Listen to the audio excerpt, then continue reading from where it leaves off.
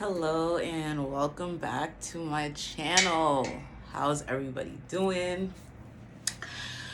Man, I've been doing good, just adjusting to trying to find that work, life, purpose, goal, balance, all of the above. Just kind of like juggling and learning how to do some tricks. No, just kidding.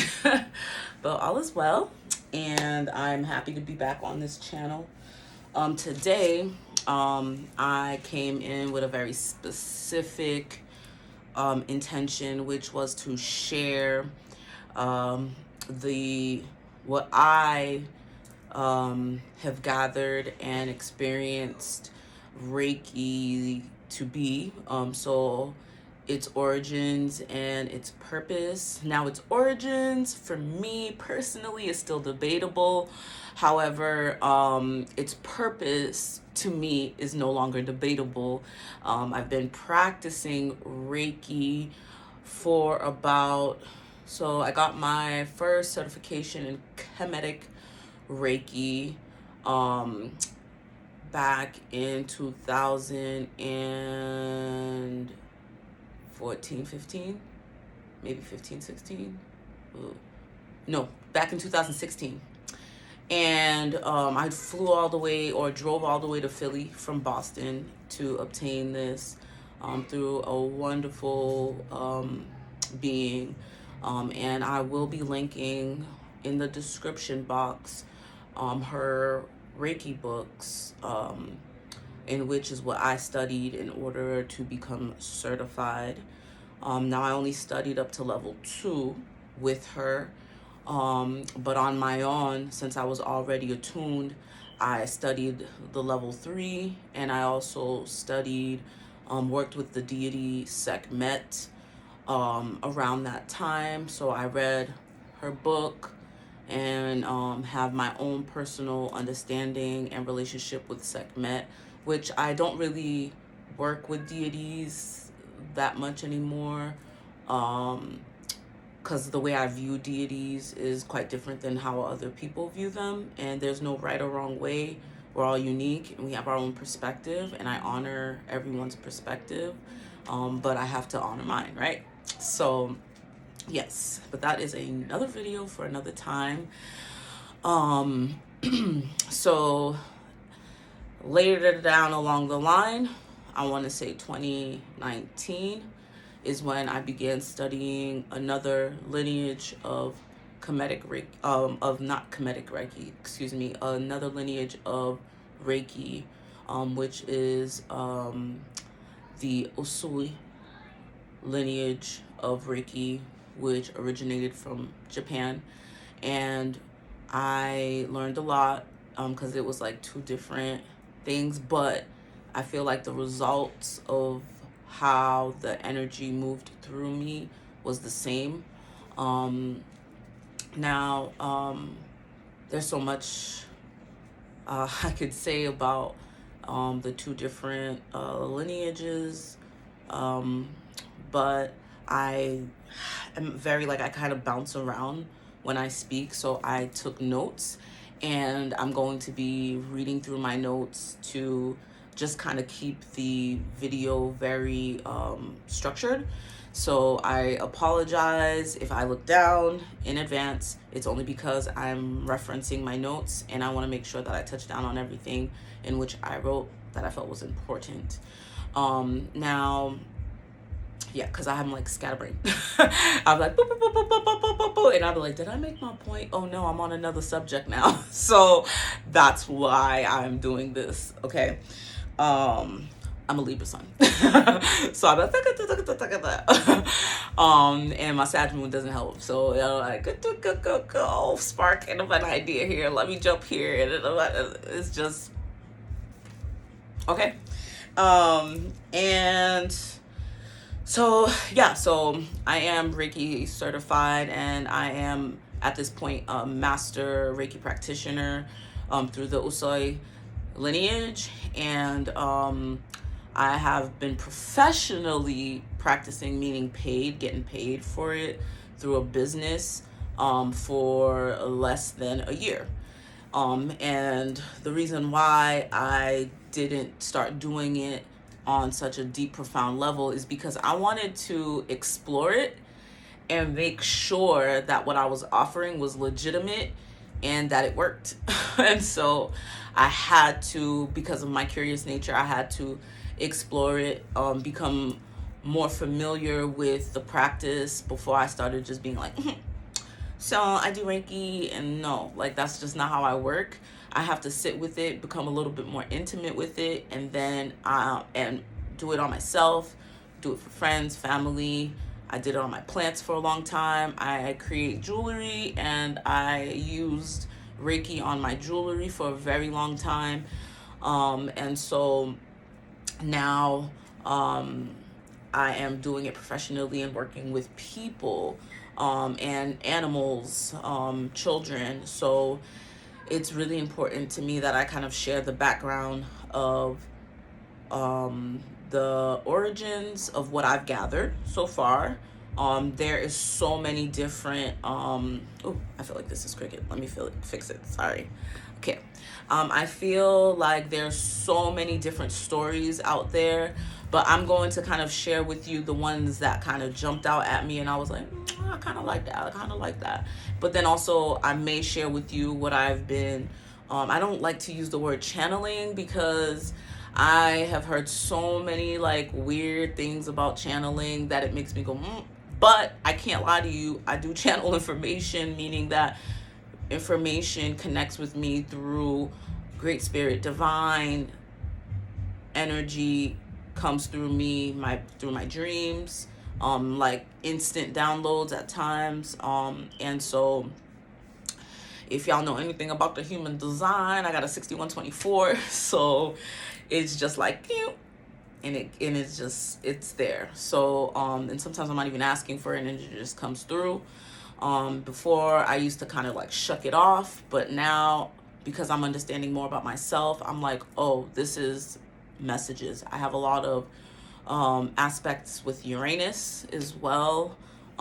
So I get crazy insane downloads sometimes, or and uploads. So it's like, I don't know. So it's like, I ain't gonna share everything, but I'm gonna share what I feel is relevant to this video, if I'm called to do so.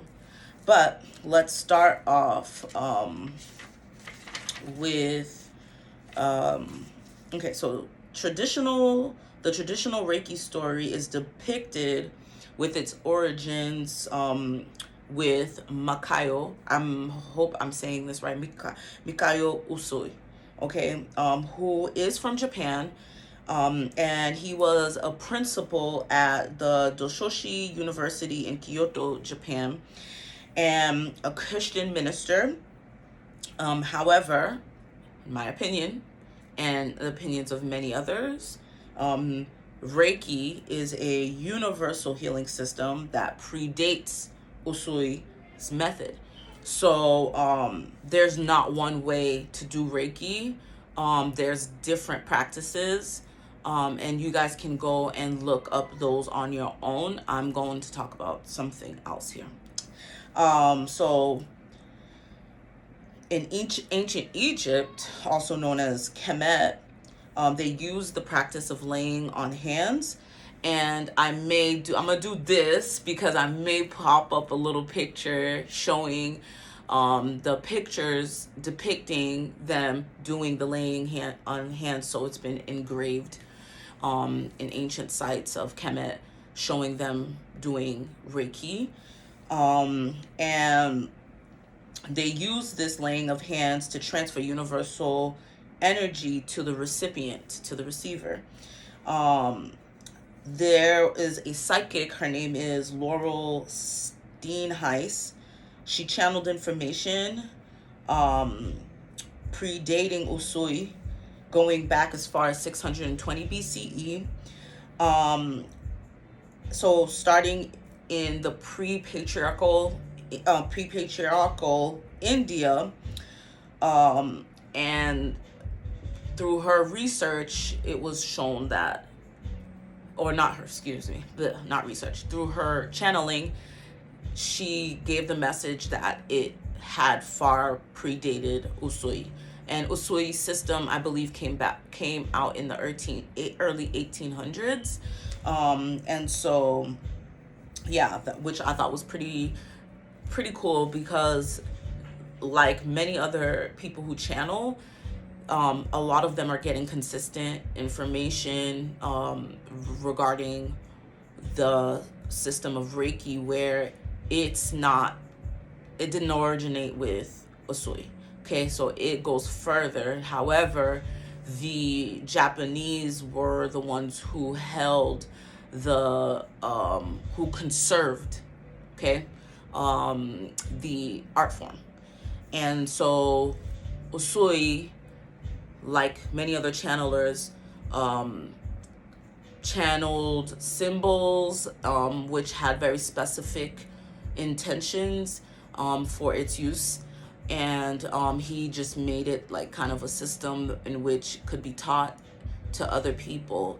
But way before he did that, like I'm talking about ancient times, Reiki was taught through different schools for children. Like it was almost like it was so universal that children were being taught Reiki as like, you know, like the way they would teach social studies or mathematics, so that everyone had this knowledge and were able to use it upon themselves and also use it on others. So it was like an exchanging of energies. So I thought that was pretty freaking cool. So it's meant to be universal, but throughout time and history, it kind of is like it is, I still feel like, because not many people know about Reiki or care to dive into it. It just got lost, in a sense. So it's not quite as universal as it used to be. And more interesting is that, I'll get into that a little bit later. But back to my point, see what I told y'all, see what I see? Doesn't mean I got my notes. So, however, in my own personal research, Kemetic Reiki goes even further back than the pre-patriarchal Indian, or pre-patriarchal India form of Reiki, because like I said, it was depicted in the hieroglyphs. It was depicted in pictures in there, as proof that it existed prior to India. So prior to India's reign of pre-patriarchal. My gosh, I cannot speak. So the Kemetic Reiki, which is an ancient science of spiritual healing, so they refer to it as a science. Okay, so it's not like, and because they refer to it as a science, meaning that there was proof in its workings. There was proof on how, there was a system on how it worked. So it's not just like, I feel it, but there was like a method that can be pinpointed down to its very infrastructure on how it worked, which I thought was like, that's dope. But interesting enough, it was practiced by priests, physicians, and laymen. And so it wasn't quite as, like, it wasn't like something that everybody did. It was only certain people. But I believe that it predated back. It goes even further than Kemet. And I feel like it was information that was given to us by, I know y'all gonna be like, she crazy, but I don't care.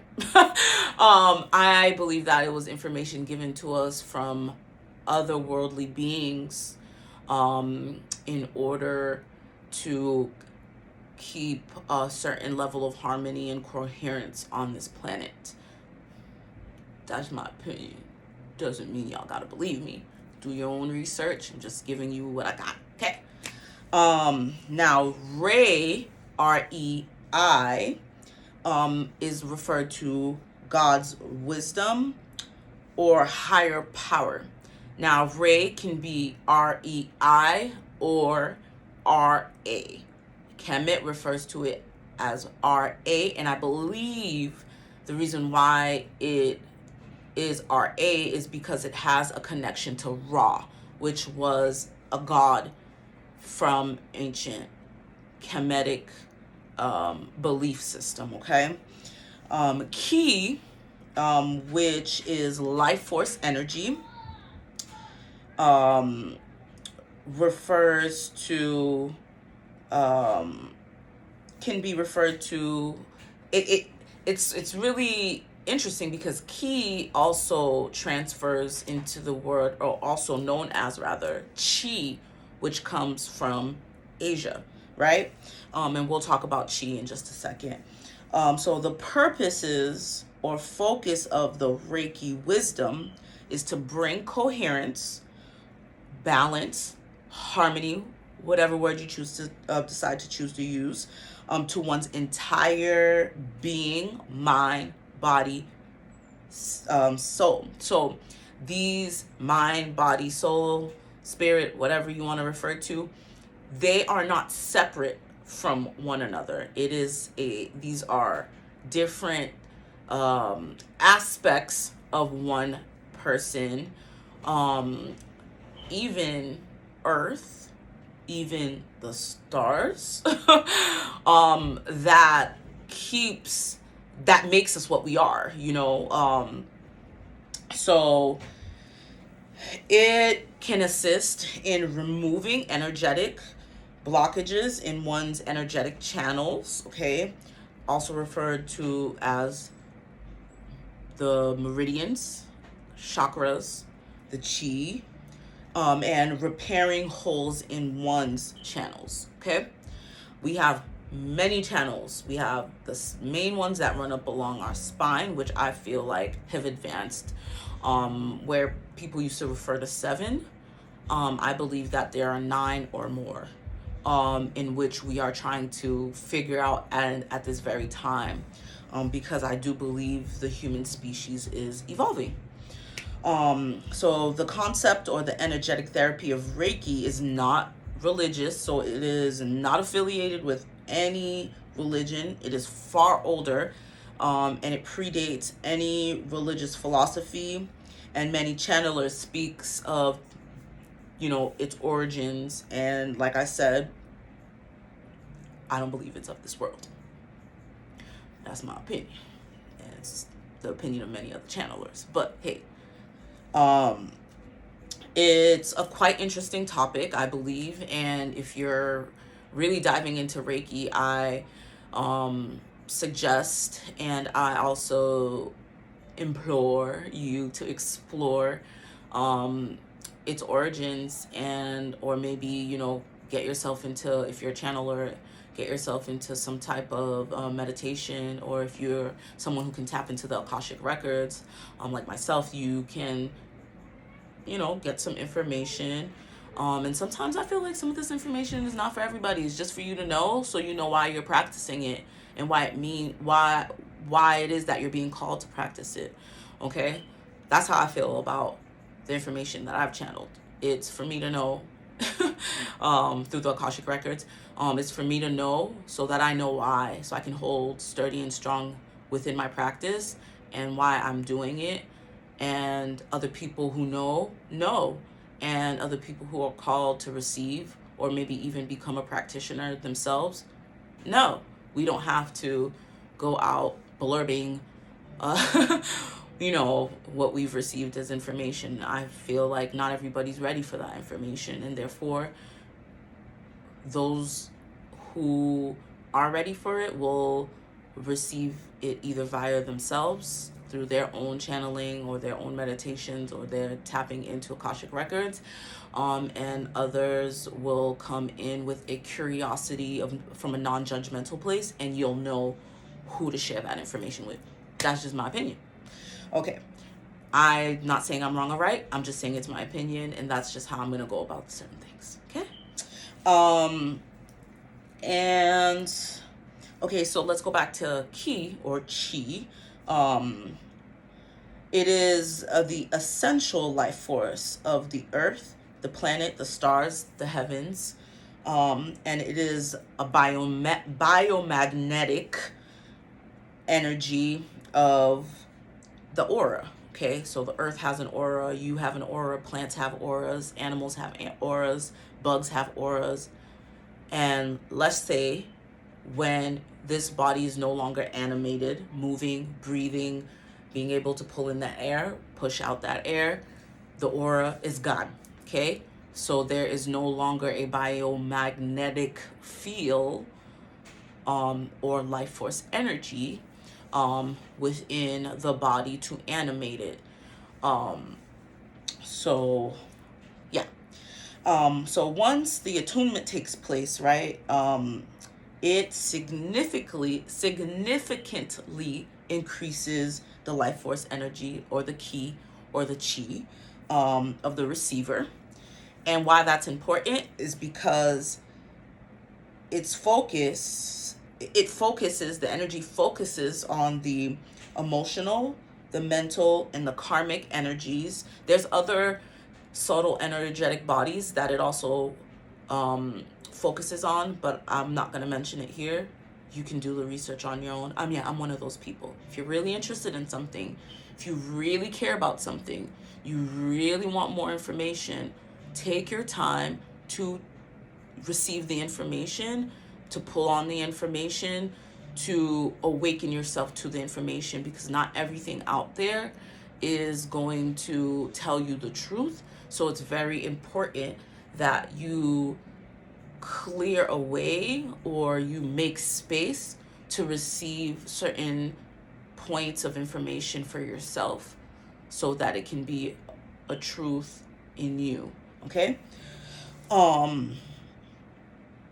I'm just like kind of here to just like ring a bell of interest, so that perhaps you can go in and explore this for yourself, or get a healing session with me.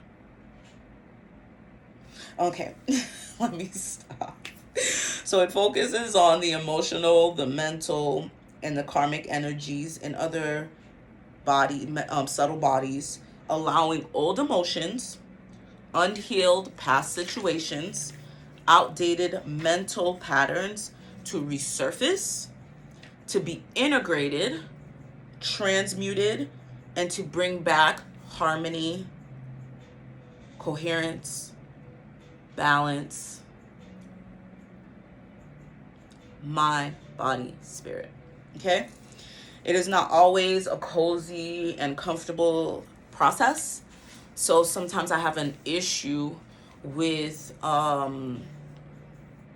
certain Reiki practitioners. I'd be like, oh, it's gonna make you feel good. I feel like that's a bit tad misleading, because sometimes your Reiki process will be ugly as hell. Meaning that if you have a lot of trapped, blocked energy in your body and you come in for a session, it could be something that looks like a week's time, maybe in a day, a week's time, month, year, years, where you're literally transmuting these energies, and it's coming, they're constantly coming up to be addressed. They're constantly coming up to be recognized and to be transmuted, okay? So I'm not saying to be shucked aside, I mean to be dealt with. That's the point of Reiki, to deal with the things that are coming up, transmute them so that you can move on to a more harmonious, coherent state of being, okay? Sometimes it acts faster on some than others.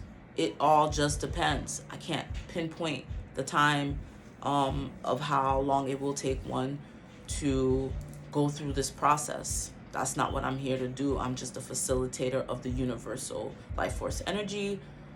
And also healing is not, like a destination. It's just something that occurs through time. But when you give yourself support, just like, say, for example, someone who has injured a limb, like let's say a knee, right? They first have to perhaps maybe wear a cast and then wear a support. And then from there, they no longer need it. So that's what the Reiki is that cast, is that support, in order to help facilitate the healing. And then maybe a couple years down the line, you're in a different climate, and then your knee starts tripping out again, right? Well, you can also go back to Reiki just to help support you. You can go back to that cast or that support bind for your knee for a time being, as you rehabilitate that knee from its site of injury, right? So it's almost like likened to, I'm not saying it's exactly that, but it's likened to that example I just served. Okay. So some physical ailments can be related to, not always, I said sometimes, okay? So don't come for me.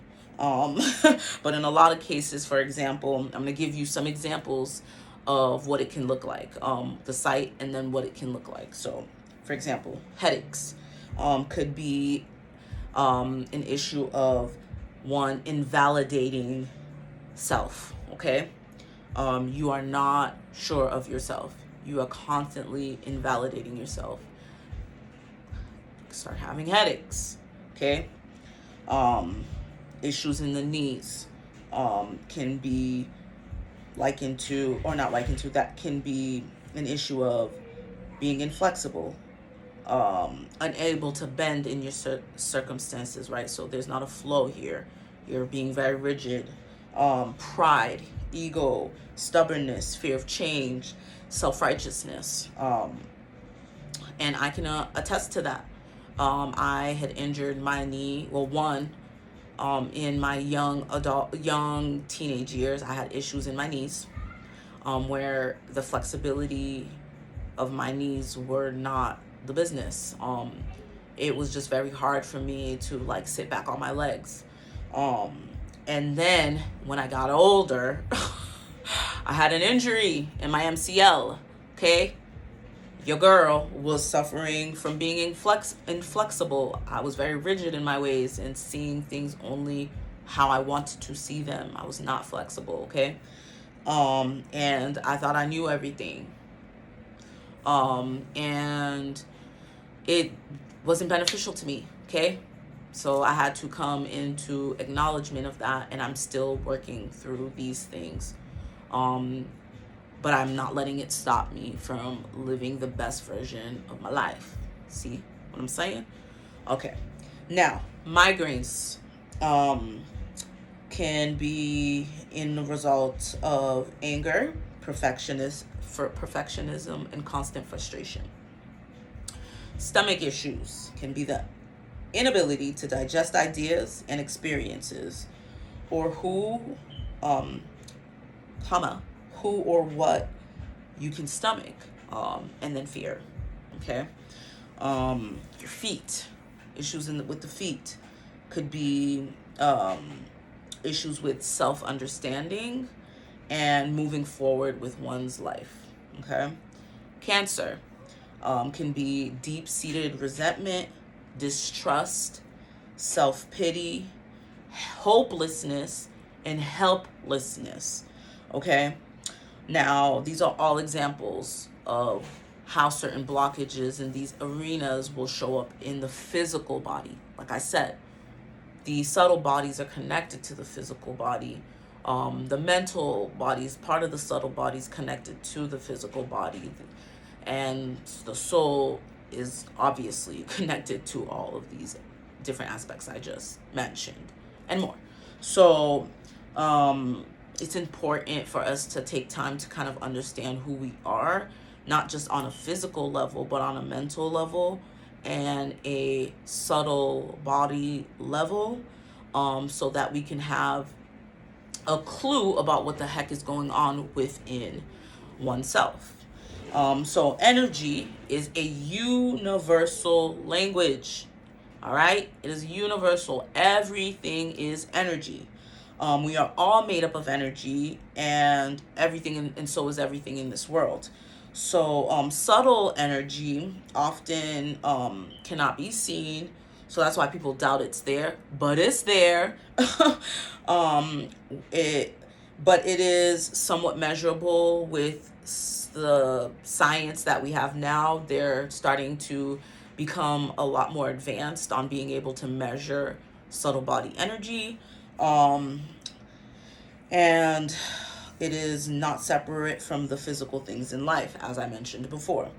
So it is not supernatural. It's not woohoo. It is not paranormal. It is nothing to be scared of. It is a part of you. Scientists and modern researchers, as I mentioned before, are still trying to be able to measure the subtle body energies and make sense of it. Okay. Ancients, I feel, in my opinion, had a better understanding with their scientific modalities. They had a better understanding of subtle body energies. However, I want to mention, I feel like things are evolving. So there's a lot of newer things that is happening within the dynamic of a living being, that because of an expansion of the universe, and if the universe is expanding, so are we. My opinion. So it is important for one to kind of, like I said, tune in. However you choose to do that, up to you, to figure out kind of where we are at energetically, or where you're at, which will give you a lot of, which will give you a inward understanding, will help you understand a lot of things outwardly as well, is what I'm trying to say. Okay. So I personally believe that we've evolved energetically, like I said, and there's a far more we don't understand, which is why I always keep myself curious, childlike in a way. I do not know everything. I don't claim to know everything. That is a lesson I have learned in my early adult years. And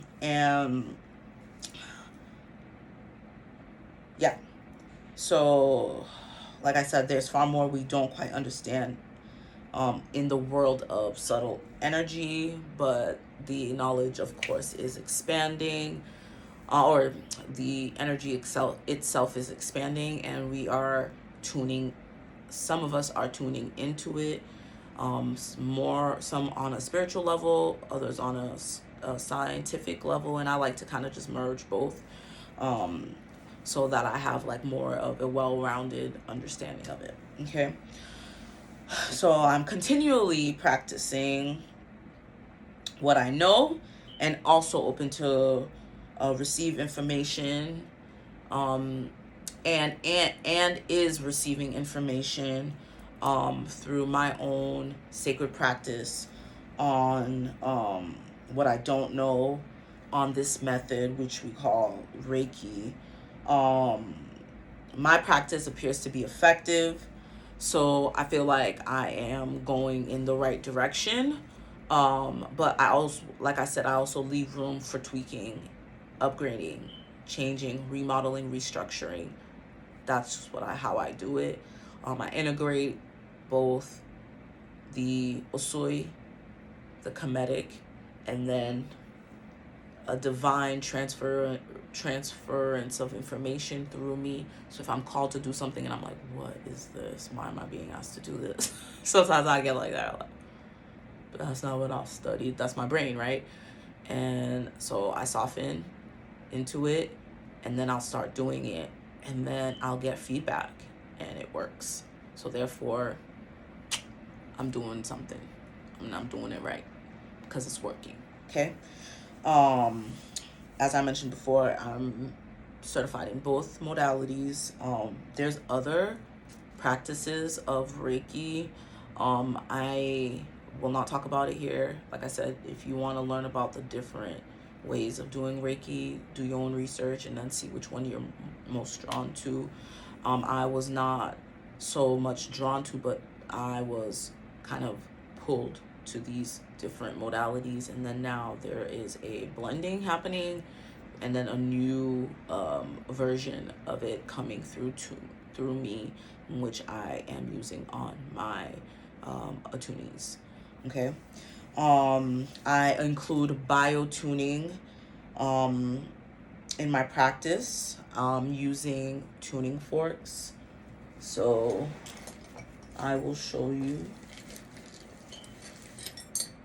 I will do a whole different video on this, but I kind of want to show you what a tuning fork looks like. Okay. So I use sound also,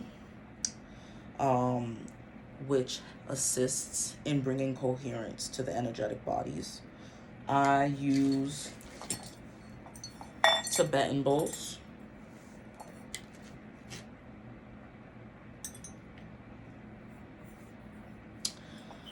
I use, which is what I was playing earlier. Okay, it's like a hand pan. It's not a hand pan. This one's more so a tongue drum. Okay. I use aromatherapy in my practice as well.